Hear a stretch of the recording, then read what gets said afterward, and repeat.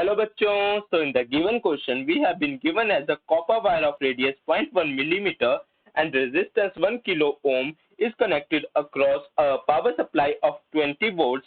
How many electrons are transferred per second between the supply and the wire at one end, and write down the current density in the wire. So सबसे पहले हम अपनी given information को लिख लेते हैं as R is given as 0.1 millimeter, जो हम लिख सकते हैं 10⁻⁻⁴ मीटर।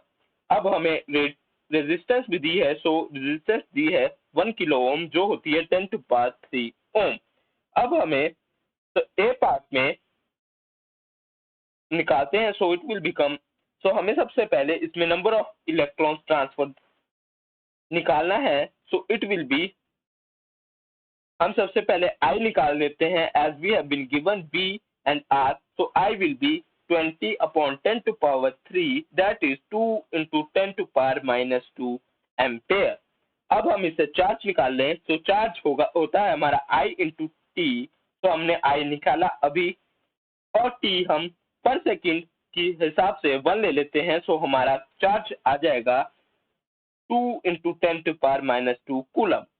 अब हम नंबर ऑफ इलेक्ट्रॉन निकाल सकते हैं as discharge upon charge of 1 electron. Discharge, that is 10⁻⁻² upon charge of 1 electron, that is 1.6 into 10⁻⁻19, जो होगा हमारा 1.25 into 10⁻17. So this is the answer of our part 1. Now going to the part 2. Write down the current density in the wire. तो हमें पता है current density होती है, current density is equal to I upon area, that is current upon area. So current हमने निकाला है as 10⁻⁻² और area हम निकाल सकते हैं as pi into r square, that is 10⁻⁻4 का whole square.